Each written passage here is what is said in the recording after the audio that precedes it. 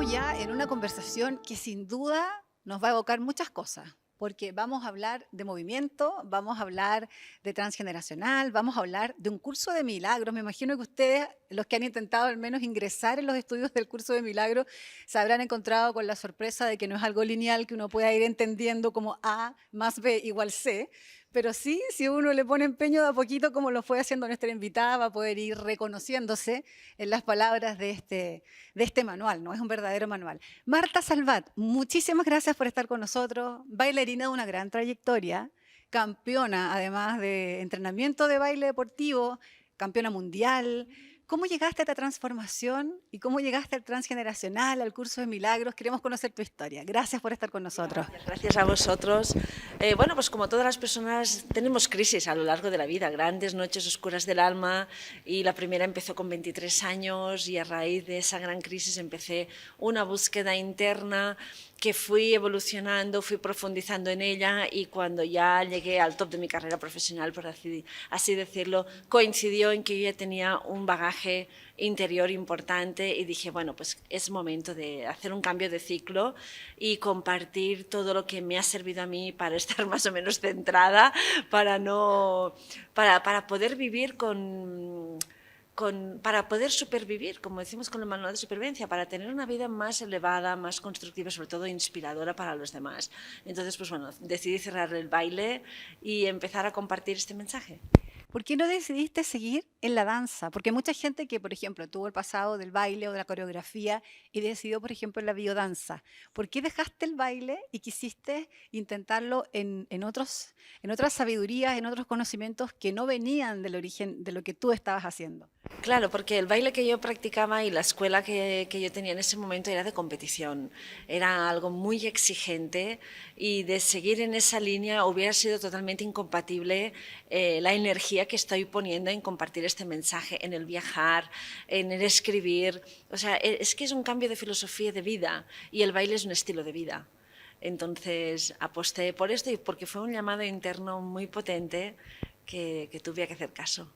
¿Cómo comenzaste esa noche oscura del alma? Aquí todos nuestros relatores han sido muy generosos en comentarnos un espacio que está lleno de sombras, lleno de oscuridad, de a veces momentos de frustración, y han sido muy, muy generosos en poder compartirnos porque nos reconocemos en la historia de los otros.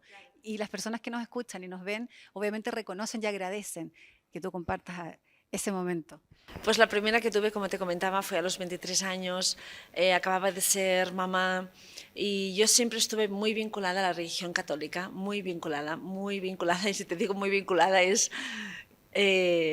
para mí Dios, la religión, la iglesia lo era todo. Entonces, a través de una circunstancia personal a nivel familiar, decidí que tenía que divorciarme. Y esto pues fue muy duro para la religión en sí, para la familia política a la que estaba unida, y entonces pues una vez más acudí a la iglesia para pedir ayuda porque estaba terriblemente desubicada. Yo sentía que tenía que tomar un camino diferente, pero esto iba en contra de mis propios principios, y era consciente de todo el desequilibrio que iba a provocar en mi familia, en mis amigos, en mi entorno. Y entonces, bueno, pues fui a la iglesia para confesarme, para buscar ayuda. Y entonces, pues cuando hablé con el cura y le dije, mira, pero es que yo siento que de alguna manera es que me tengo que divorciar. Y entonces él me dijo, ¿estás segura de esto? Me lo preguntó 3 veces y le dije que yo estaba allí pues para buscar ayuda, para que me orientara, pero él me dijo, sal de aquí, que no eres digna de estar en la casa del Señor. Entonces, pues salí derrumbada, porque la única baza que me quedaba para sostenerme era la iglesia, era la religión. Y entonces cuando salí a la calle, pues me encontré como que el cuerpo se me desdobló, porque entré en shock, porque Dios me había expulsado de su casa cuando yo era la fan de Dios. Y entonces al regresar así al cuerpo, estaba en una esquina, casi, no me atropellaron, pero estaba en una esquina con mucho tráfico, y no sé si fue el mismo tráfico que hizo que yo reaccionara, y me di cuenta, me he equivocado, he estado siguiendo a un Dios que no existe, y ahora voy a empezar a buscar a Dios. Y entonces allí corté con la religión literal y empecé mi búsqueda de Dios. Y buscaste tu Cristo interno, buscaste ese Dios que todos tenemos dentro. Ahí estamos, que costó su camino, como todos ya sabéis, ¿no? Un camino que no es fácil, pero tienes siempre dentro esa intuición, esa certeza de que tiene que estar en algún sitio, pero no dentro de la iglesia y no con el poder que tenían en ese momento para mí los curas, porque era un poder que yo había cedido al exterior y dependía de ese poder exterior. Y claro, y tan joven en ese momento y tan protegida siempre por esa cultura religiosa, pues claro, para mí fue un cambio de vida, pero literalmente era entrar en Mundilandia, por decir así, ¿no? ¿Cuántas posibilidades hay? Entonces empecé a estudiar un montón de filosofías, estuve chequeando otras religiones, empecé un campo, una etapa fuerte con la meditación y así empezó mi búsqueda. ¿Y cómo fuiste dándote cuenta de cómo fueron generándose esos condicionamientos culturales, sociales, familiares, estos patrones, ¿cierto? Estos pensamientos que te tenían muy ligada y por ende también emocionalmente muy apegada a un dogma, a algo que te quitaba tu poder? Claro, porque como te decía, pues acababa de ser mamá y de alguna manera, pues sí que es verdad que el parto fue muy difícil, el parto pues sentí que a lo mejor mi vida peligraba, ¿no? Bueno, otro estrés emocional allí que me hizo en pocos días plantearme muchas cosas y sobre todo cuestionarme a Dios. Digo, no puede ser que Dios esté permitiendo todo esto. O sea, había cosas que no me cuadraban nada, que no tenían sentido común, ¿sabes? Y una cosa que siempre estuvo a mi favor fue la practicidad y el sentido común y la coherencia. Es algo con lo que siempre me he agarrado, ¿no? Y porque cuando uno está en coherencia las cosas funcionan, ¿vale? Aunque vayas en contra del mundo, pero estás en coherencia, sin dejar al lado las responsabilidades. Entonces, cuando empecé a ver que había tantas cosas que no me encajaban, dije, no, yo tengo que encontrar la verdad porque esto sospecho que quizás me ha ido bien hasta ahora por el nivel de conciencia que tengo, pero yo siento que debo abrir mi mente. O sea, no puede ser esto tan cerrado y tan cuadrado que no me deja espacio para explorar otras oportunidades. Y entonces fue el sentido común, decir, no, esto no es natural, esto es muy forzado, esto es siempre así, así, así. Y entonces, pues fue este, mi sentido común. Y tu disciplina, me imagino que la disciplina que te dio el baile te sirvió de mucho también para poder estar en esta búsqueda de forma mucho más permanente. Claro que el baile pues siempre te ayuda, siempre ha ayudado cualquier disciplina que esté vinculada con el movimiento y con el sentir, a sentir. Y esto ha sido lo que me ha ayudado a caminar, ¿no? El dejarme sentir y no mentalizar. O sea, el dejarme sentir, pero no ese sentir que a veces decimos dentro del mundo espiritual, hay que fluir. No es este fluir. Es una certeza verdadera que te da mucha paz. Tanto si lo haces como si no lo haces, sabes que está dentro de ti. Porque a veces sabes que la gente dice, no, hay que dejarse llevar, hay que dejarse fluir, ya, pero toma decisiones, porque si no, aquí sigue siendo un efecto del exterior. Entonces sí, esa constancia, esa observación diaria de lo que siento, bueno, y que tienes que pasar por otras crisis también para ir sacando el cascarón. ¿Y cómo llega la genealogía, cierto, a tu vida y qué importancia tiene para ir encontrando esa paz que venías buscando? Pues bueno, pues en este proceso encontré a una señora monja que era muy amiga en ese momento de Bert Hellinger y entonces pues bueno, pues llegué a una de sus sesiones de constelaciones familiares, que era muy famosa en la ciudad en la que estaba viviendo. Entonces estuve muchos años asistiendo y aprendiendo de ella. Además era una gran maestra, es una gran maestra de meditaciones y entonces allí pues pude ver toda la energía del alma familiar en acción, pero de alguna manera también sentí que tenía que tecnificarlo un poco, por decirlo así. Y entonces, pues bueno, pues ya sabes tú que cuando el alumno está preparado llegan los maestros y empezaron a llegar a mí, pues, y a buscar yo también, pues grandes autores sobre el transgeneracional, franceses y alemanes principalmente, y empecé a estudiar y empecé a practicar y de alguna manera pues sentí que aquello encajaba muy bien y con la sensibilidad pues que también se ha ido desarrollando durante el tiempo para recibir, pues aquí salió un material muy bonito detrás. ¿Cómo le podemos explicar a la gente que nos está viendo qué es el transgeneracional y qué utilidad tiene en nuestra vida reconocer patrones, ¿cierto? situaciones que se repiten, estados emocionales que también heredamos de nuestras generaciones, de nuestros ancestros. Pues como dice la palabra transgeneracional, pues hacer un estudio del árbol significa estudiarnos a través de nuestro árbol transgeneracional, de nuestra generación. Significa que si nosotros en el presente tenemos un motivo de consulta, uno puede hacerse el estudio del árbol, pero no le va a sacar información si no tiene un motivo de consulta. Va a ver que es muy bonito, va a haber sincronías, va a haber nombres repetidos, va a haber simpatías. Pero si uno tiene un motivo de consulta, que puede ser, como dices, que estamos repitiendo siempre los mismos patrones, que no conseguimos manifestar una pareja consciente, que todas las parejas que atraemos siempre tienen el mismo patrón, que con el dinero fluctuamos, o sea, tenemos ciclos de subidas y bajadas con el dinero, que no nos ubicamos profesionalmente, que tenemos crisis existenciales, depresiones, ansiedades. Cualquier cosa que nos esté sucediendo en el presente es una repetición. De hecho, la genealogía, que ya es una rama la epigenética, que es una rama de la ciencia, está demostrando que no únicamente heredamos rasgos faciales y de carácter, sino que heredamos realmente patrones más instintivos. ¿Para qué? ¿Para qué repetimos patrones? Para aprender, porque no hemos aprendido lo suficiente, porque si no aprendemos no hay evolución. Entonces nuestros ancestros, y decimos ancestros, padres, abuelos, bisabuelos, vivieron unas experiencias emocionales fuertes. Si no aprendieron de esas experiencias, la experiencia queda congelada y la activa la generación siguiente.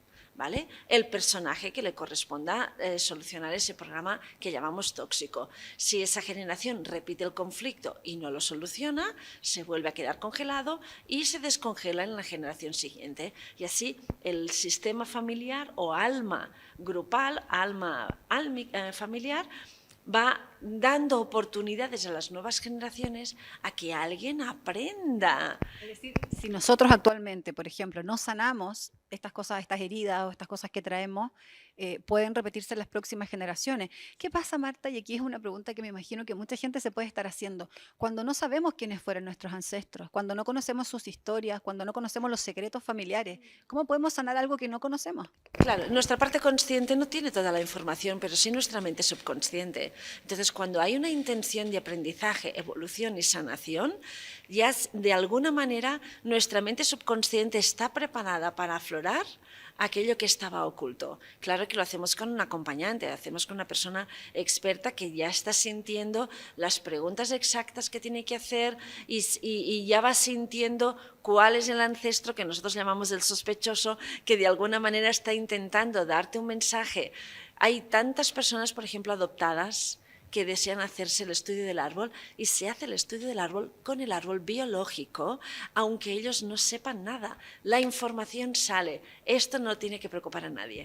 En la práctica, ¿cómo es una sesión de transgeneracional, por ejemplo, para una persona que tenga una problemática en particular, que no sabe de dónde viene, que siente que ese bloqueo está presente en su vida, que ha hecho otras terapias, que no sale el bloqueo y que opta por esta área, ¿cierto? Por el transgeneracional. ¿Cómo es una sesión en la práctica para que la gente también pueda conocerlo? Muy bien, partimos de que hay que tener un motivo de consulta. O sea, no es un motivo de consulta, por ejemplo, decir, yo quiero saber por qué me atropellaron hace 20 años. No, esto no es un motivo de consulta. El motivo de consulta es, en el presente, qué te está sucediendo y qué estás sintiendo, porque partimos de la frecuencia de nuestra emoción, ¿vale? Sentir bien esa depresión, esa ansiedad, esa tristeza, ese vacío, esa crisis, o sea, sentir bien la emoción es lo básico. Entonces ya el acompañante, la persona que hace el estudio, que es el genealólogo, empieza a dibujar el árbol y ya cuando se empieza a dibujar el árbol, ya el acompañante empieza a sentir las preguntas concretas que tiene que hacer, porque ya estamos conectados. ¿De acuerdo? Las dos mentes están conectadas y de alguna manera estamos accediendo a algo que tiene necesidad de ser comprendido, que tiene necesidad de ser honrado y sobre todo que necesita una solución. Entonces, en la medida en que van saliendo las preguntas, empezamos siempre con los padres, ¿no? Revisamos los colaterales, que son los hermanos, por si hay algún hermano fallecido prematuramente, que también puede ser un condicionante, dependiendo del motivo de la consulta. Cuando dibujamos a los padres es muy importante preguntar cómo fue mi concepción, o sea, en qué circunstancias he sido concebido, porque no es lo mismo ser concebido en un acto de amor consensuado que ser concebido en un acto forzado o inclusive en una violación o con un desconocido. ¿Sabes? Con alguien que en una noche loca pues he disfrutado y luego no me acuerdo cómo ha ido el tema, ¿no? O sea, las circunstancias de la concepción son muy importantes, todo lo que es el embarazo súper importante porque pensamos que en el embarazo no sucede nada, pero allí hay una actividad tremenda porque el bebé está respirando todo lo que está sucediendo y se está codificando. Y está grabando en su subconsciente propio todo lo que ya el ambiente le está entregando. Exacto, está codificando todo lo que él está interpretando que para él es verdadero. Y bueno, los primeros años de vida, que es lo que llamamos el proyecto sentido dentro del transgeneracional, también súper importante porque nos seguimos codificando y todo lo que vamos viendo para nosotros es real y para nosotros es lo único que existe. Entonces, todos estos son códigos que nos condicionan a partir de la edad de independencia a vivirlo, ¿no? Luego también, pues por ejemplo, si en la etapa uterina o mientras yo estoy en los primeros años de la infancia se muere alguien, un padre, una madre, un abuelo, un hermanito, un tío, todo ese estrés emocional que queda en esa aura familiar en formato de fantasma. ¿Sabes? En formato de, mira, no vamos a hablar más de esto, las desapariciones, los secretos familiares que hablamos. Los secretos, todo esto que se respira como si fuera una bruma misteriosa, pero de la que no se habla, entonces todo esto se va quedando en el subconsciente y el motivo de nuestra consulta está allí para sacar a la luz aquello que está oculto. Y esto es muy importante porque sabes que hay muchas personas que a veces no quieren hacer el árbol para no sacar a la luz cosas que no quieren, para seguir teniendo enterrados esos secretos que, bueno, al fin y al cabo no estamos aquí para juzgar. Nosotros en su lugar hubiéramos hecho lo mismo, no estamos juzgando ese nivel de conciencia ni esos recursos que tenían o los que no tenían. Estamos aquí para comprenderlos y para darles el recurso de qué es lo que deberían haber hecho y no pudieron. Y con esto se resuelve, con darles primero la comprensión. Mira, encontramos el sospechoso. Mira, el sospechoso vivió, por ejemplo, la muerte de un hermanito o la muerte de un hijo, ¿no? O el marido que se nos muere muy joven por accidente. Entonces deja a la mujer viuda, que no es una abuela, es una chica quizás de 25 años y con 25 años a lo mejor ya la tenemos con 3 o 4 hijos, sin recursos. Entonces a lo mejor ella se ve obligada a casarse con el cuñado. Bueno, ya sabes, hay tantas combinaciones, pero aquí el tema es comprender la emoción de esa chica de 25 años. En esa época en la que no existe Google, no existe WhatsApp, no tiene nadie que la ayuda, quizás está en el campo, quizás está sometida, quizás ha tenido que venderse. Hay que conectar con esa emoción, porque esa emoción es la que está viviendo el consultante. ¿Qué hacemos con los excluidos del clan? ¿Qué hacemos con estas personas que no se han reconocido como parte del clan? Ahí está dentro, por ejemplo, el tema de las adicciones, que es un tema que todavía, cierto, es muy potente en nuestra humanidad, pero que viene de a lo mejor de muchas generaciones anteriores. ¿Cómo trabajamos, por ejemplo, si hay una persona que actualmente tiene una adicción, pero no reconoce que la tiene, no quiere hacerse un tratamiento? ¿Su familiar, su madre, su padre, su hermano, puede hacer un trabajo por él para limpiar este clan? No, no, no, no, no. O sea, si tú eres la madre, por ejemplo, de una persona con una adicción, tú puedes hacer el trabajo por lo que sientes tú. Por lo que sientes tú por tener un hijo con una adicción, que probablemente será culpa, será victimismo, será un sentimiento de que soy muy mala madre, vergüenza, o sea, puede salir un matiz de emociones debilitantes. O sea, tú puedes hacer un trabajo por lo que sientes tú, porque ya que estás viviendo esto, vivirlo en paz, porque si estás en paz podrás inspirar y podrás tener más sentido común, porque tú sabes que cuando hay un personaje adicto, pues la familia a veces subvenciona la adicción, pues porque no sabe qué hacer, ¿no? Entonces los otros, como son tan inteligentes, venga, que ahora necesito plata para esto, entonces los demás, sin querer, vamos subvencionando. Entonces, ¿por qué? Porque hay una culpa interior, ¿de acuerdo? Porque hay una culpa de que quizás lo he sobreprotegido, quizás lo he abandonado o no he estado tanto por él, entonces de alguna manera pagamos nuestra culpa. Entonces no, la madre o el padre o los hermanos tienen que trabajar lo que ellos sienten por este personaje. Si una persona adicta no quiere salir de la adicción, ¿qué vamos a hacer? O sea, fue una decisión que esta persona tomó el empezar a adictir, de la misma manera que fue libre para empezar a adictir, es tan libre como para dejarlo. ¿Qué pasa con el resto del clan, con la descendencia, por ejemplo? ¿Se va a repetir este patrón, por ejemplo, de adicciones en esta familia? O sea, no sabemos si una persona adicta va a tener descendencia, pero si esta persona adicta tiene descendencia, hay muchas probabilidades de que la descendencia tenga la oportunidad de volver a revivir esa adicción, o al contrario, se nos va al opuesto para vivir un estado de limpieza total y absoluta, mental, verbal, de tomar, de todo, una actitud tremendamente ecológica, porque se va al opuesto, pero no significa que lo haya resuelto. O sea, podemos repetir en directo, o sea, viviendo lo mismo, o en opuesto, no significa que esté sanado. ¿Qué se puede hacer, por ejemplo, en ese contexto? Hay algunas culturas hawaianas, por ejemplo, el Ho'oponopono, que tiene oraciones muy bonitas, donde uno le reza, ¿cierto? Le ofrece esta oración a los no nacidos, a los excluidos, incluso a estos secretos que las familias esconden. Y ellos sostienen que esto también va limpiando las memorias. No sé si tú estás de acuerdo o tienes otra mirada. No, está claro que cuando hay, por ejemplo, seres que no han llegado a nacer, ¿vale? Que se han ido prematuramente, o bebés que se han ido demasiado pronto. Esos personajes, cuando hablamos de excluidos, hablamos también de esos personajes, por ejemplo, un abuelo que ha embarazado a la abuela, pero el abuelo ha desaparecido, o sea, es un personaje desconocido, es un excluido, ¿de acuerdo? Aunque el abuelo sea otro legal, que ha hecho de papá y de abuelo, ¿no? Pero no, el biológico, este se tiene que incorporar al árbol, ¿no? O sea que hay el protocolo de honrar y de incluir al excluido a través del protocolo del transgeneracional, y sí que luego desde... Y para los muertos igual, ¿no? Para incluso los abortos propios, que a veces se han normalizado tanto que no le hemos dado importancia de que no, este es tu primer hijo, este es tu segundo hijo, este es tu tercer hijo, aunque sean abortos, no importa, estos son excluidos, y desde el transgeneracional tenemos su propio duelo. Pero sí, desde el curso de milagros tenemos un recurso muy bueno, que es la extensión, que es el recordar a ese ser, y sobre todo me remito a los adictos que estabas tú comentando, para ir extendiendo ese ser y recordarle que es luz, que es paz, que es amor, que ya lo tiene todo, que no necesita nada. O sea, reconocerlo como un ser elevado en lugar de ver al personaje adicto.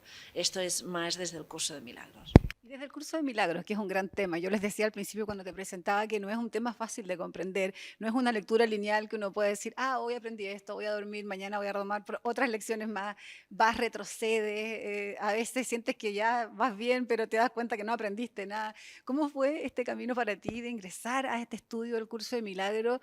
Y yo te pongo en valor porque además tú lo enseñas, o sea, no solo lo entendiste, sino que pudiste procesarlo de tal forma que ahora te dedicas a acompañar a otras personas en esto. Sí, la primera vez que llegó el curso a mi vida fue cuando estaba con esta señora monja. Entre el grupo había una chica que repartía el PDF por correo electrónico, y me mandó el PDF como a todo el grupo, y lo estuve chequeando un poquito, pero ya el ordenador me molesta mucho para leer, entonces no es que lo rechazara, pero es que me cuesta muchísimo concentrarme si leo. Una cosa es trabajar, otra cosa es leer. Y entonces, bueno, lo estoy mirando así y vi por allí una frase que decía, Dios no ha creado el mundo. Y dije, madre mía, esto huele a tema, ¿sabes? Pero no sentí que yo tenía que profundizar y me olvidé. Pero cuando llegó el libro físico, que ya pude empezar a leer, pues fue como... Voy a hacer una barbaridad, espero que no se malinterprete. Pues fue como si yo lo hubiera escrito, ¿entiendes? Porque lo entendí todo, ¿sabes? Sí que había frases y párrafos que decía, uy, esto me lo tengo que leer 1000 veces, ¿no? Pero en general era un tebeo. No sé si sabéis lo que es un tebeo. No. Un cómic. Ok. Un cómic, o sea, lo estaba leyendo y era apasionante.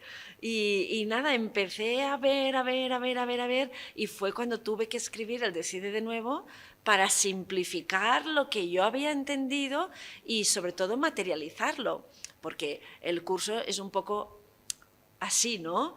Si lo pillas, y si no lo pillas, pues no lo pillas. Pero no, yo entendí y lo escribí y dije, no, hay que hacer esto, hay que hacer esto, hay que hacer esto, y lo simplifiqué a este punto. Lo voy a ver desde el optimismo. El que no lo entiende quizás no es el momento. Sí, sí, puede ser, porque también hay muchas resistencias, ¿sabes? Sabes que siempre decimos que está muy bien que la gente tenga muchas ganas de aprender, pero no de cambiar. Entonces, si tú no tienes ganas de cambiar, el curso no es para ti. Claro, porque además trae un libro de ejercicios y uno tiene que estar permanentemente practicándolos y en conciencia. Además es que es un lavado de cerebro. Te está diciendo, tienes que cambiar tu manera de pensar. Te está diciendo, tienes que cambiar. Entonces, si tú quieres aprender, no aprendas del libro. Pero si tú quieres cambiar, métete en el libro. Pero si uno siente que ya le va bien su vida, porque tú ya también sabes que a veces nos acomodamos en esa falsa verdad que estamos viviendo, porque cuesta tomar decisiones, porque las decisiones tienen unas consecuencias y no nos gustan los cambios, no nos gustan las sorpresas, nos gusta que las cosas estén controladas, entonces el curso no es para ti. Ya llegará el momento, o a lo mejor el curso no te tiene que llegar. ¿Qué es lo que te ha dado a ti el curso de milagro que has sumado a tus estudios de transgeneracional que te permite hoy sentir esa paz que tanto has buscado durante todos estos años? La paz inmediata. O sea, no es un tema de que hago este ejercicio y al corto plazo lo voy a sentir. No, es inmediata. Era como, sobre todo al principio, era como tomar, tienes dolor de cabeza, te tomas algo y se te pasa al instante o al poquito rato. Era esto, o sea, estoy con el curso y es que esto es inmediato.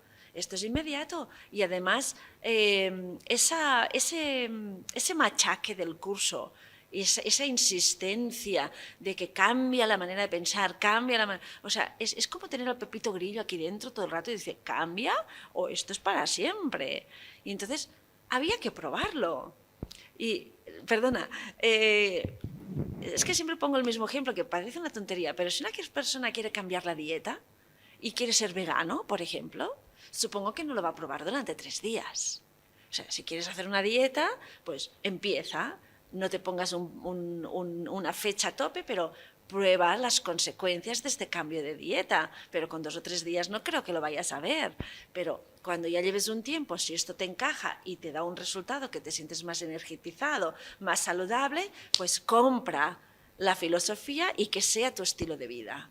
Pues es lo mismo con el curso. ¿Cómo definirías tú, con tu experiencia, con lo que tú has procesado de todos estos conocimientos, qué es el estado de paz para ti en lo personal? Mira, desde el curso explicamos que no podemos hacer especial nada, ¿de acuerdo? Porque al hacerlo especial, de alguna manera, nosotros nos hacemos especiales y podemos perder eso que acabamos de conseguir. Evidentemente se explica desde aquí que un estado de paz es lo normal. Es un estado natural, porque todo lo demás puede ser forzado. Un estado de paz cíclico no es un estado de paz. Si ahora tuviera la pizarra te dibujaría pues un estado de paz como una línea plana, ¿de acuerdo? En el que estamos planos, no es un estado de alegría, no es un estado de euforia, no es un estado de gratitud, no es un estado de compasión, ni de perdón, ni sobre todo de amor, es paz. Y paz es un atributo divino que nos corresponde por defecto y es a lo mínimo a lo que deberíamos aspirar.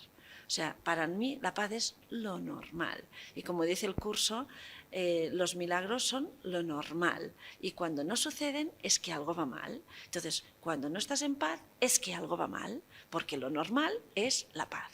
¿Cómo podemos mantener la paz en el mundo en que vivimos hoy? Esto ya es un reto porque estamos en la selva, entonces es una decisión. Es una decisión y como decíamos, bueno, también tendríamos que entender la metafísica del curso, ¿no? En la que nos plantea que todo lo que estamos proyectando en el exterior viene de un desorden interior. Entonces, bueno, hay que responsabilizarse de que si este caos exterior no me gusta, pues me voy a mi interior y entonces en la medida en que me comprometo en ordenar, debilitar el personaje y conectar con este estado normal, ya estamos. Marta, le he pedido a todos nuestros invitados que podamos hacer un juego. ¿Ya? Estamos acá en nuestro festival con el eslogan de que estamos creando esta nueva humanidad, estamos todos participando en poder elevar la conciencia.